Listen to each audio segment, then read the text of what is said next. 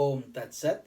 My humble prostrations to the all-pervading Brahman, to my worshipful Guruji, Swami Jyotirmayanandaji Maharaj, to sage Narada, and all other sages and saints, and to each of you, divine soul, watching today's satsang. We are covering Narada Bhakti Sutras. We are currently on chapter number 3, and we are discussing Sutra number 55, and we will be covering part number 2 today. Commentaries by my worshipful Guruji, Swami Jyotirmayanandaji, narrated by myself, Swami Nikhilananda. So let us get started. Chapter 3, Sutra 55. We are discussing about having attained that divine love. The devotee sees God everywhere. He sees Him, he speaks of Him, he thinks of Him. In other words, God has taken over his whole persona.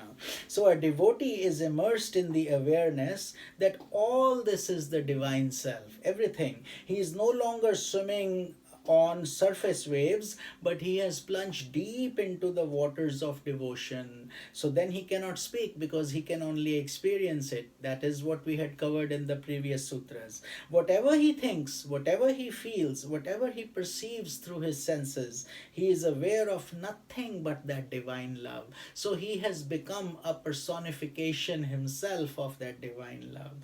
This glorious experience is described in the following Vedic verse, which I will chant for you.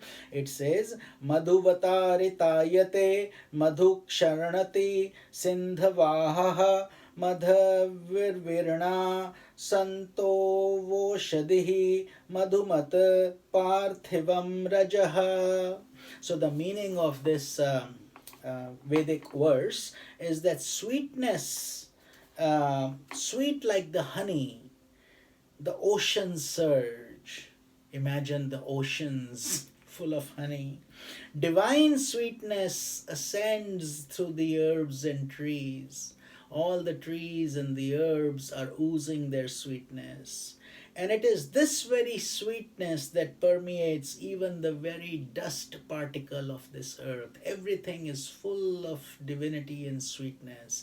But that is the experience of a parabhakta, somebody who has achieved that supreme devotion. For the rest of the world, it's the same old, same old. This is not good, that is not good, a war going here, stress going there, mental tensions. So you can see this, the difference between the mental states of a parabhakta and an average worldly person. So this is just to give you a contrast that the Vedas say, if you have reached that state, you are perpetually in that state. We don't have to just meditate to feel good. We feel good like that all the time because that state has become perpetual.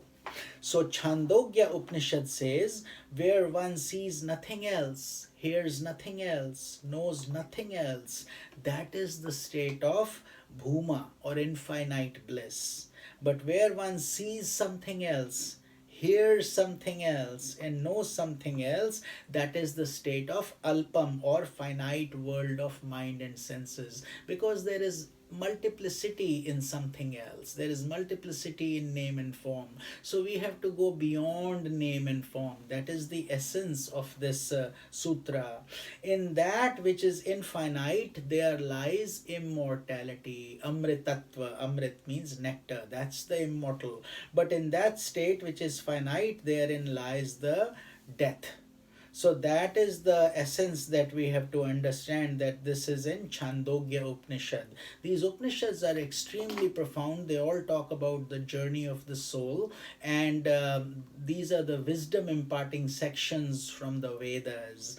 So that's what's been discussed here. And the same experience of a Bhakti Yogi is described differently by a Jnana Yogi. So Jnana means you get to that knowledge, you get to that Brahman through knowledge, through reading, through wisdom. And bhakti is devotion. So devotion is the feeling aspect, and Jnana is the knowledge aspect. So they both can take us to the same eventual end goal. Therefore, we use the path of integral yoga. So this is the person, a Jnana yogi will call this as Brahma Abhyasa. So the same end goal, but the terms are different. And in spite of differences, both speak of the same experience. So what happens? A Bhakt sees God everywhere, a Jnani sees Brahman everywhere. But in a Bhakt devotion, there is sweetness, there is love, there is juice, there is enjoyment. Whereas in Jnana, there is logic, there is understanding, there is interpretation. But and there is that same end goal of seeing Brahman everywhere, the same cosmic energy. Whereas, but in Bhakti, the joy and the feeling of bliss is all through the journey. So one doesn't have to do intense penance and things like that, so to speak. Whereas a Jnana yogi has to be very careful. Otherwise, if not cautious, his ego can inflate and he can fall off the track. Whereas in Bhakti, it comes easier because God takes care of you, and you are already humble, and you're walking on the journey saying, God, please, all I know, all I have is you. I have nobody else except you. So please guide me and I will learn. And so that's the difference between the two. And that is the essence of this sutra. So we will cover sutra number 56 tomorrow. Om Tat Sat.